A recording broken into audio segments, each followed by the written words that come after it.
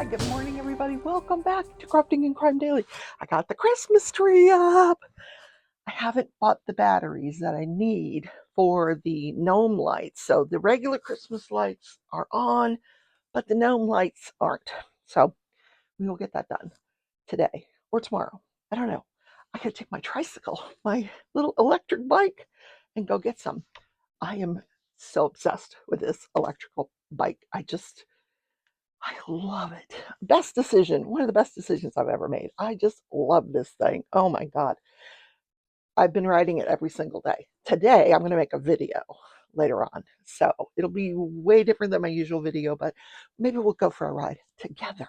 So I'm covering day 6 of the Elijah McClain trial. Elijah McClain is the young man, 24 years old, who was deceased after the administration of ketamine by 2 firefighter paramedics who are now on trial for reckless homicide of Elijah McClain. I will get to day 6, but first, day 8 of the 12 days of Christmas, right? On the 8th day of Christmas, my true love gave to me 8, 8 maids of milking, 6 lords of leaping, 7 pipers piping, 6 drummers drumming, 5 golden rings. I don't know if that's all right. That's no idea. Oh, that's 9. We don't need 9. We need 8. 8. Okay. This is the stocking stuffed with Diamond Painting Drills gifts. I got it from Diamond Painting Drills. They're sold out. So I'm just so thrilled with the gifts that I've been getting. So we're on number 8. Well, I mean, I bought them, but she wrapped up each thing individually and then she put little numbers on them, which I'm saving. But it looks like I'm gonna have to cut this one. And I'm working on a diamond painting here. It's a gnome, Christmas gnome diamond painting. Of course, it's gnomes, yes. And doing a lot of crocheting because I'm sending a few people some crochet gifts. People that I know will really appreciate because not everybody wants something that's crocheted. I really want to crochet something for the tricycle. I just do, you know. I know I'm weird. All right, I'm trying to get this open. Beautiful tissue paper. Oh, it's a pen. How adorable. And it's green. And it comes with several different, it's a diamond painting pen. It comes with several different placers. So, and look, she put a sticker, diamond painting drill sticker on it. Let's open it. So we have 4 more gifts left. I'm so excited. Green is not my favorite color, but you know what? It is my sister's favorite color. So I'm going to see if she wants this. I like these bigger pens. She doesn't. I like the big fat pens. So maybe she will, maybe I'll put it in her stocking. No, she watches the show every day. That she'd know what it was. So I'll give it to her. Okay, day 8. All right, day 6 of the trial. And some interesting developments on day 6, I will tell you. So I did want to talk about the medical examiner's testimony a little bit further. I don't think I discussed his cross-examination, which was really, really interesting. I've got my breakfast bowl here, and it's just a mess here from where I was putting decorations on the tree. I yesterday in my live, I put decorations on the tree. So if you want to watch that, it's in yesterday's live. A lot of these ornaments on this tree are handmade by subscribers. And so I wanted to show them off to the subscribers. And so you can see that on yesterday's video. So going back to the medical examiner on cross-examination. Where was it? Okay, here. This is really interesting. He had actually received death threats because his initial report was that the cause of death was undetermined. And then the manner of death was undetermined because he said he didn't have enough information. There, he needed to decide, Did the police do something wrong? Did the paramedic? He didn't know. Um, so he was getting death threats, both to his office and to his home, personally. Now, do with that information what you will, but did that cause him? My first thought is, would he change the cause of death because he got death threats? But because we know he went back shortly thereafter and changed the cause of death. Also, in proximity to him changing the cause of death, he met with several experts that had been hired by the Attorney General's office. They would come out to his office, the medical examiner office, to get slides, tissue slides and things like that they wanted to look at, and he would meet with them. So it's after these meetings and reports that he received and additional video that he got that he put down the cause of death as the ketamine administration. But on cross-examination, he actually said, if this had been solely the result of ketamine, he would have ruled it that it was an accident. But there was so many things going on here. There was the vomiting, the restraints, he had a history of asthma. They could tell on an autopsy that he had asthma in his lifetime, and he said the marijuana did not play any role in this guy's death. So forget about the marijuana, but the ketamine, yeah. He said what he saw here was an idiosyncratic drug reaction. In other words, you could give this ketamine to 100 people, and 99 of those people are going to react the way you think they're going to react. But one person is going to have this bizarre reaction for nobody knows what reason. And that's what happened here. That's what he's saying. That it was, idiosyncratic means we don't know what caused this reaction. He could have been allergic to the ketamine. I don't know. Am I still on? Hello? Yeah, I'm still on. I had to check my boob. Okay. Then he said if he had thought the police had anything to do with his death, he would have ruled it as a homicide. And if he thought the police did not have anything to do with his death, he would have ruled that it was an accident. Because he wasn't sure, that's why he made it undetermined, the manner of death. Now, he was saying the cause of death was that ketamine administration, this idiosyncratic reaction. But he couldn't decide whether the police affirmatively had anything to do with it or didn't have anything to do with it. And I think he felt like it wasn't his decision to decide. It wasn't his role to decide whether the police had done anything wrong. It was their peer review process, whatever that process is in the police department. Or, as we're seeing here, a jury of your peers. This is the whole thing that bugs me about this case. I think I could find as a juror, a civil juror, medical negligence, in that paramedics gave him this ketamine without taking vital signs or having a clear view of his airway. But criminal? No. I don't think that this is a criminal case. I don't think these guys deserve to go to prison. Um, I just think this whole case is misplaced. It should have been a civil trial for negligence. Were they negligent? Were they not negligent? A jury could find either way. But to find that they are criminally responsible for what they did, I think we're in the wrong forum here. That's my opinion. Just my opinion.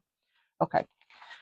So the next person they have on the stand is Ryan Walker. He was the paramedic that worked for the Falk ambulance company. Now, as you recall, the ambulance responded separately.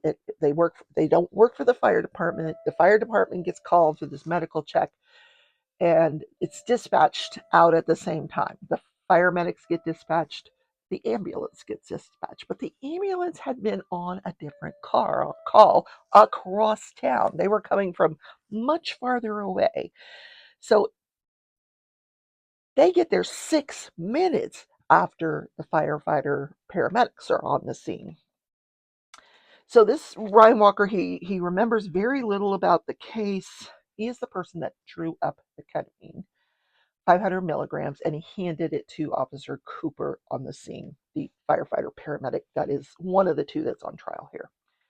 And then he went back to the ambulance and disposed of the syringe in their sharps container. Then he said he saw a red substance, vomit, we know now it's vomit, coming out of Elijah McClain's mouth. He was concerned about aspiration and he had some airway concerns, as did everyone else. And we'll learn later on that Cooper, the guy that he's the paramedic that administered the ketamine.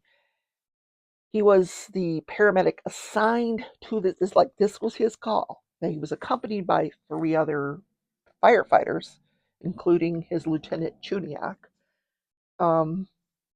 It's not till after the ketamine administration and after they get him on the gurney that they're seeing this red substance. And right away, Cooper tells us later on that it's then that he assigns the lieutenant to his airway. So the lieutenant at that point is suctioning.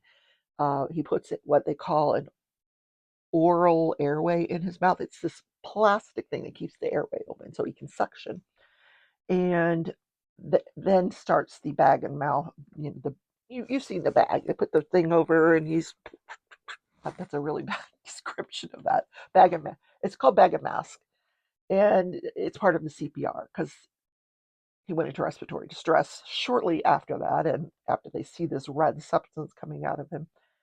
And that was described by Lieutenant Chuniak as just large amounts of vomit coming from him. Right. Okay. So back to the Mr. Walker, who's on the ambulance. So he said what he could see of this scene, absent watching these videos, but actually what he remembers, what he could see was his feet. That's all I could see was his feet. But once they got him on the gurney, he assisted walking them from the gurney into the ambulance, which was a very short, but he assisted walking him into the ambulance.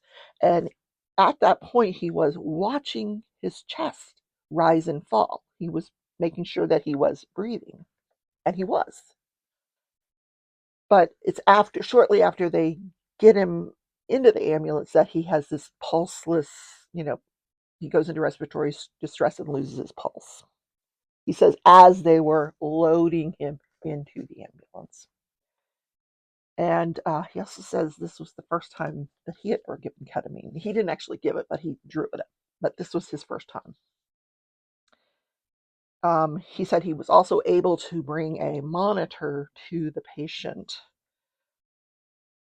And he did say that he did not recall seeing Elijah McClain vomiting in the ambulance. Well, because as they were loading, Chuniak has the suction because he sees this red frothy thing and he's told by Cooper, get the suction, and he's suctioning it. So, all right. The next person on the stand was Sergeant Ward, female officer. She's the one that got on the phone at the scene and was talking to the person that called 911. And you hear her saying, well, he just thought it was suspicious. He wasn't doing anything wrong. And this is based on her, calling the 911 caller back to find out why in the world they were there. Anyway, during this struggle, she was one of the officers holding him down. And she described it like she had her knuckles in front of his ear. So, because she was in that position, she had a very good opportunity to visualize his breathing. And she said she never applied pressure there. I don't know the technique at all, but she described, I don't know how she did it, but she could have applied pressure and I don't know, something would have happened. I don't know, but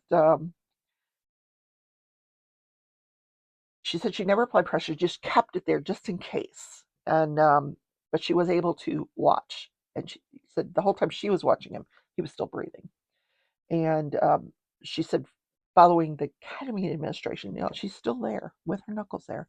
And she said, following that administration, he got more and more still. Then on cross examination, she was very emotional about this whole thing, very emotional, very upset by how this thing turned out. And she said if he had stopped breathing or vomited, because she was right there with her knuckles by his ear, she would have noticed. And she said, no, it didn't happen. He didn't vomit while she's down there. Okay. We know he vomited before that because it was in his mask and they took the mask off. So then the next person on the stand is a police detective who conducted interviews. That's how I know what Chuniak had to say and what Cooper had to say, the defendants. They haven't taken the stand, but they were, you know how in a criminal case they always show the police interviews. Well, they showed the police interview.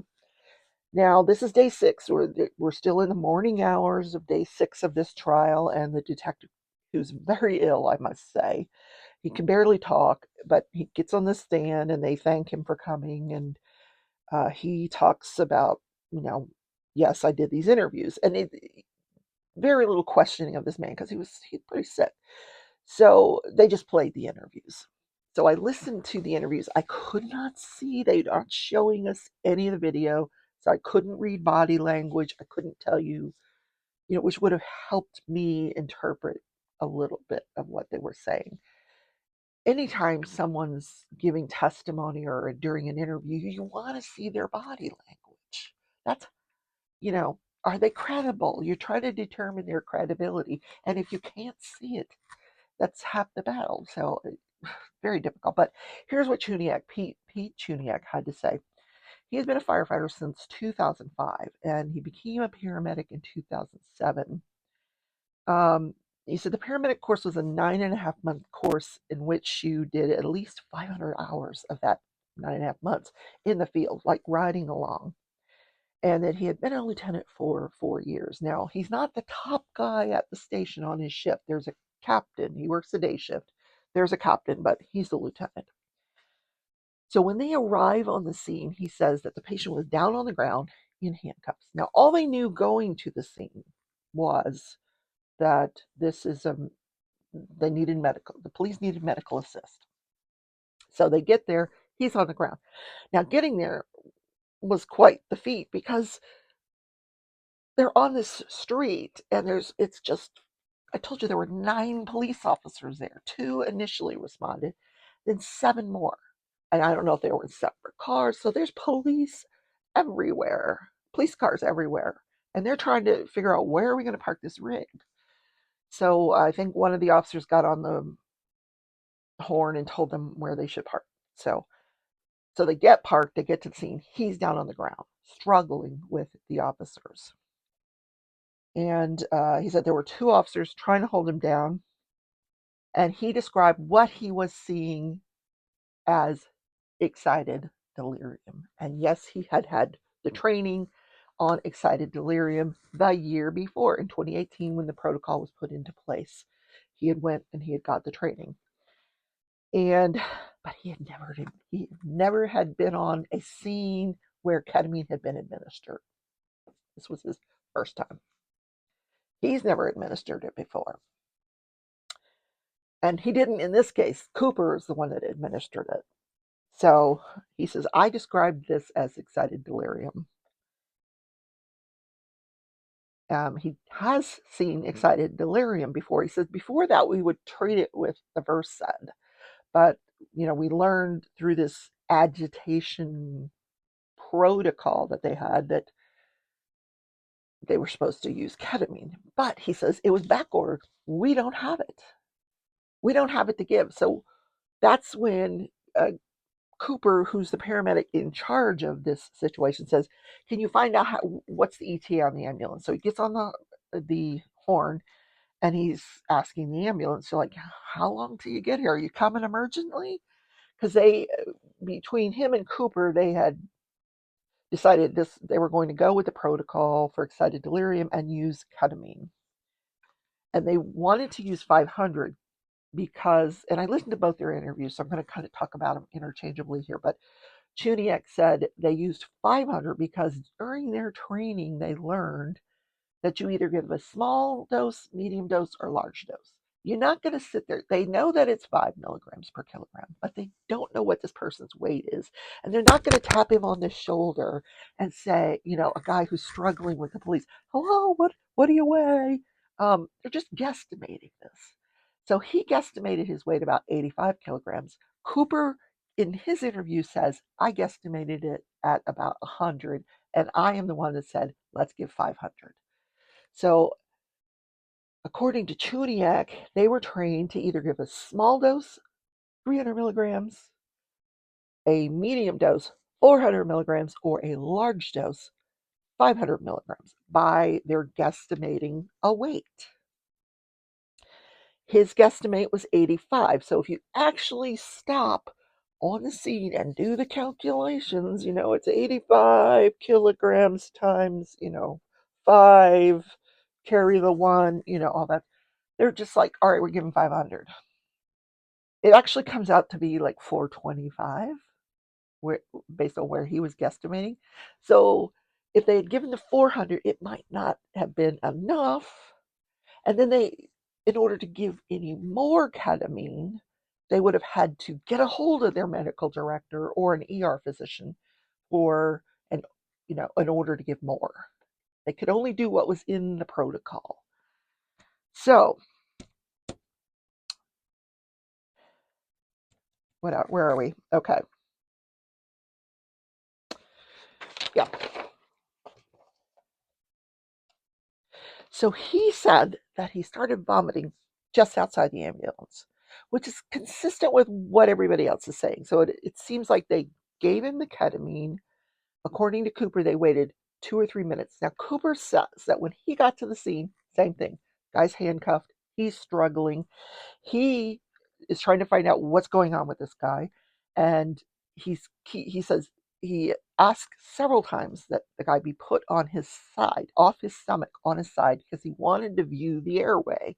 He said he tried to talk to the guy, tried to get his name, and he wasn't getting any intelligible speech from him.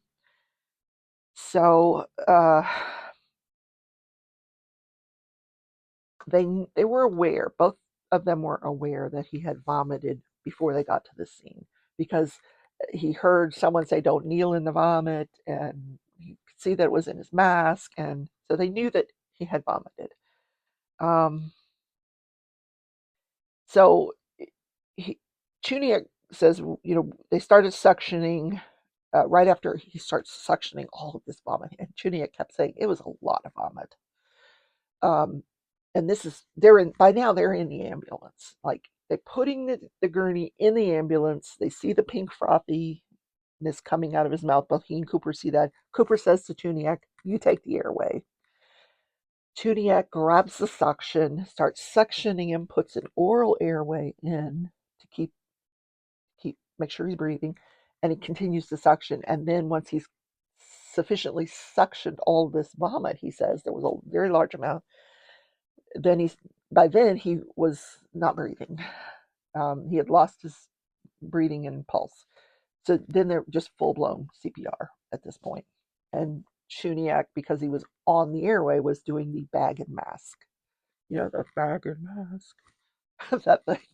Anyway, so we get to Cooper. He's been a paramedic for 25 years. So lots of experience.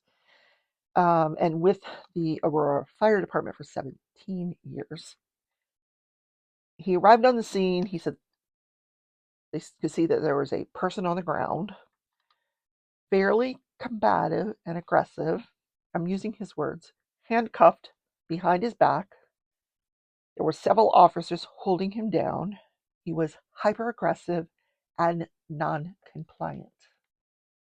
And he says every time, because he kept saying, keep him on his side. But he says every time they would put him on his side, so he could see the airway, make sure watch his airway, he was struggling with the officers. He'd get back on his stomach and he's trying to like crawl away. He seems like scooting and yeah. Anyway, so he did say I tried to get his name and find out about him, and he's like nothing coming out of his mouth was not even a complete sentence. It was unintelligible, according to this guy. Now, I watched the video. I understood what he was saying, but this guy did not.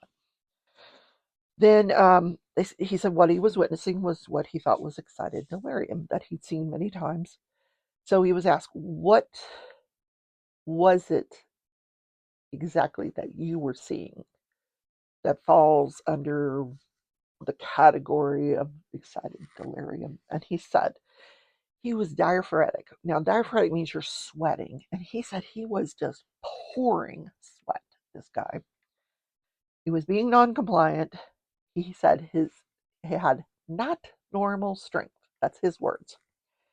And that the officers were working pretty hard to keep control of this guy, to keep him down.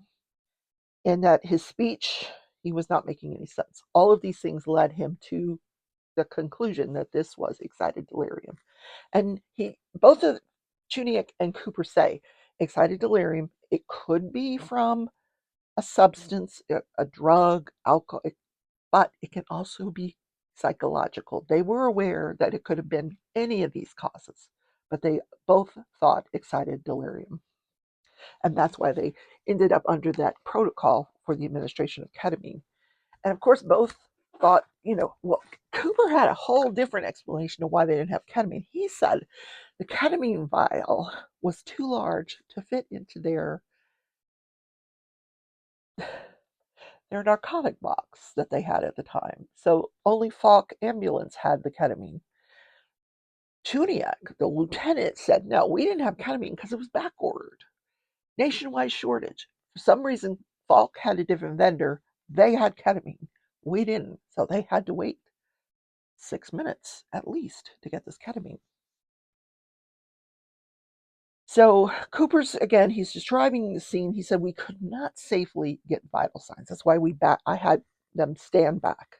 Because, he says he's trying to make sure that they're all safe. All of his officers are safe. And they were just going to hold back until the ambulance arrived with the ketamine. And then at that point, once he calmed down, they could get his vital signs, get him into the ambulance. Because despite whatever happened to him, he was going to the hospital. Because they needed to know what is wrong with this guy. Why is he fighting the police? Why are you struggling with the police? This is what I don't understand.